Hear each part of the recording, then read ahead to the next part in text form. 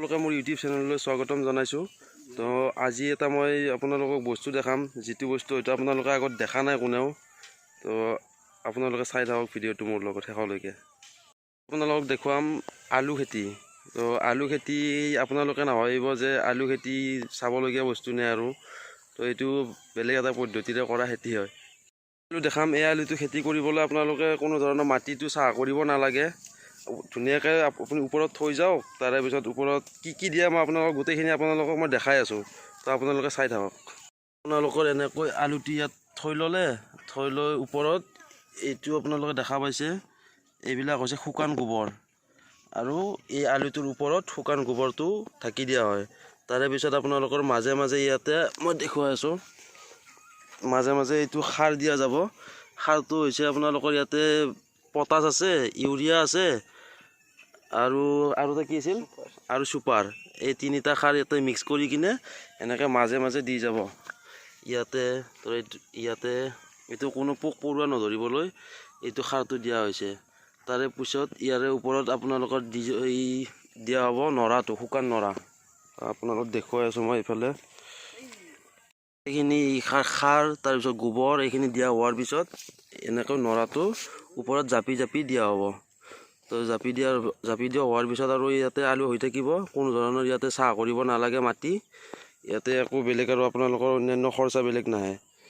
খেতিটো যোনে কৰিছে মই তেওঁলোকৰ পৰা অলপমান কথা জানিবলৈ বিচাৰিম। আলু খেতি ধৰক কেনেকুৱা হয়, কিমান মান উৎপন্ন হয়, কি হয়, গোটেইখিনি আপোনালোকে জানিব পাব। আপোনালোকে যে আলু খেতিটো কৰিছে, তো এই খেতিটোৰ আপোনালোকৰ কেনেকুৱা ধৰণে কি কৰিব লাগে, মানে কেনেকৈ ৰুব লাগে ধৰক, আৰু কি সাৰ চাৰ দিব লাগে, কেনেকুৱাকৈ অলপমান প্ৰচেছিংটো আপোনালোকে কৈ দিয়কচোন। হয়, মানে আপোনালোকে দেখিছে মাটি চহাব নালাগে, জাষ্ট মানে কি নাৰাটো কাটিছোঁ, কাটি কিনি বেলেগ জেগাত থৈ দিছোঁ চাইডত, আৰু সেই নাৰাখিনি কাম দিব মানে, সেইটো কাৰণে নাৰাটো কাটা হয়। আৰু আলুটো যে ৰুইছোঁ আমি গোবৰ আলুটো ৰুইছোঁ, শুকান গোবৰ ওপৰত দিছোঁ। ওপৰত দি কিনে আপোনাৰ চাইডত ইউৰিয়া, ছুপাৰ আৰু পটাছ এইটো মানে কি পোকে নধৰাৰ কাৰণে। আচ্ছা, এইটো কাৰণে তাৰপিছত এইটো আপোনালোকে যোৱা বছৰো কৰিছিলে খেতিটো? হয়, যোৱা বছৰ কৰা হৈছে। তো এইটো কিমান মানকৈ, মানে কেনেকুৱাকৈ কিমান মান আহে আপোনালোকৰ, কিমান মান উৎপন্ন হয় আলু? উৎপন্ন মানে আপোনাৰ ধৰক আমি 3 কুইণ্টেল ৰুইছিলোঁ যোৱা বছৰ। ৰোৱাৰ পিছত 3 কুইণ্টেলত মোটামুটি আপোনাৰ 15 কুইণ্টেল মান আহি যায়। 15 কুইণ্টেল আহি যায়। বেনিফিট ভালে, তো ভালেই বেনিফিট হয়। তো আলুটোৰ পৰা মানে মেইন উপকাৰিতা কি আছে? চুগাৰ ফ্ৰী আলু, চুগাৰ ফ্ৰী। এইটো চুগাৰ ফ্ৰী আৰু এইটো মানে মাটিৰ তলত নাযায়, এইটো নাৰাটো যিটো নাৰা থাকিব যে নাৰাটোৰ ওপৰত উৎপন্ন হয়। আচ্ছা আচ্ছা, চুগাৰ থাকে সেই প্ৰব্লেমটো নাই, চুগাৰ ফ্ৰী নহয়। ঠিক আছে বাৰু, ঠিক আছে, আপোনালোকে কৰি থাকক আৰু আগুৱাই যাওক। এনেকৈ কি কৰে গোটেইখিনি আপোনালোকে গমেই পালে। তো দাদাজনে ভালকৈ বুজাই ক'লে। তো এইফালে চাওক, এইফালে ৰুই আছে এনেকৈ আলু, ইয়াতে আকৌ ওপৰত শুকান নৰাটো ইয়াত জাপি জাপি দিয়া হ'ব। এইফালে যেনেকৈ ছাইডৰ ফালে দিছে তেনেকৈ ইয়াতো দিয়াই হ'ব শুকান নৰাটো।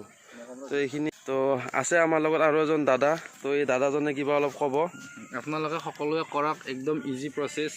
কাৰণ এতিয়া ধৰক চবেই চুগাৰ ফ্ৰী মানে বিচাৰে চব বস্তুতে। এতিয়া ধৰক আলু বুলি ক'লে মানুহে বহুতে নাখায়, ভাই চুগাৰ আছে আলু নাখাওঁ, বা ক'ব যে নাই এইটো বেমাৰত বেয়া, কিন্তু এইটো সম্পূৰ্ণৰূপে চুগাৰ ফ্ৰী হয়, চিন্তা কৰিবলগীয়া একো নাই। যদি আপোনালোকে কিবা কনফিউজ থাকে, ভালকৈ ভিডিঅ'টো চাব, কেনেকৈ কৰিব লাগে, কি কৰিব লাগে, তেতিয়া সম্পূৰ্ণৰূপে বুজি পাব। আৰু প্ৰফিটটো বহুত ভাল প্ৰফিট হয় ইয়াত, সেইটোৱেই। ঠিক আছে, বেছি নাই। ঠিক আছে, যদি ভিডিঅ'টো ভাল লাগিলে আপোনালোকে লাইক শ্বেয়াৰ কমেণ্ট কৰি দিব। আৰু যদি কাৰোবাৰ ধৰক এইটো এনেকুৱাকৈ কৰিবলৈ ইচ্ছা আছে, কাৰোবাৰ যদি ধৰক ইয়াৰে যদি বীজ লাগে বা কিবা লাগে, তো আপোনালোকে মোক কমেণ্ট কৰি জনাব। তো এৰিছোঁ, বাই বাই।